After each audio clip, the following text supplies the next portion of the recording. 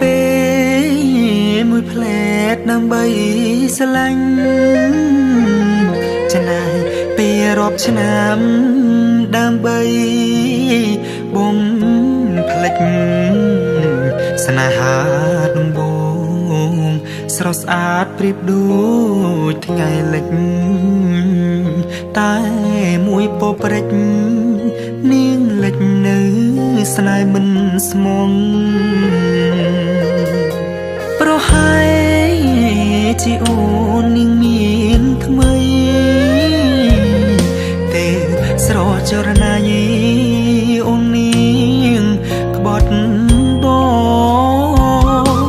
ងសែនស្ដាយណាស់ស្ដាយស្នេហ៍យើងខំឆងក្រមបើអូនក្បត់បងឲ្យបងรู้ដើម្បីអី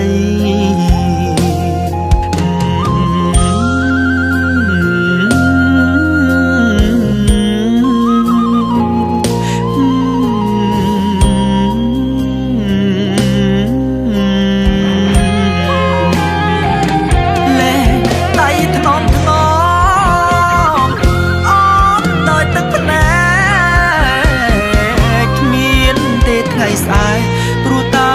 អូនបាយស្នេហ៍ពីបងពេលដងបងស្ទើររហែចែកស្នេហ៍នោះល្អអូនផ្ដាច់ចំណងលែងចង់តែងតងស្នេហ៍បងនឹងអូមានជួបចាំបាច់មានព្រាត់ស្នេហ៍មិនទៀងទាត់ដូចភ្លៀងបើថ្ងៃស្រឡាញ់ស្ទើរលេបយ៉ាងណាក៏ត្រូវលែងដៃបើមានជាតិថ្មី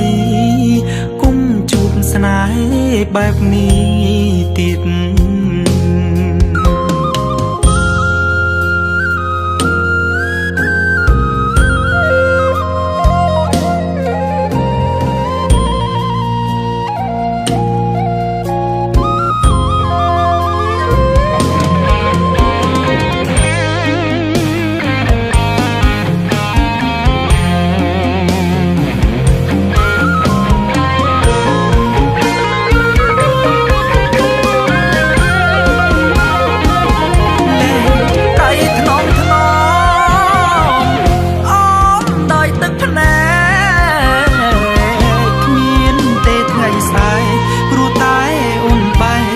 ស្នេហ៍ពីបងពេលដងបងស្ទើររហែចែកស្នេហ៍នោះល្អ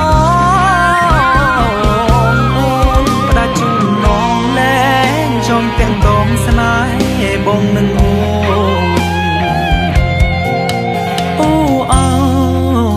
មានជួបចាំបាច់មានព្រាត់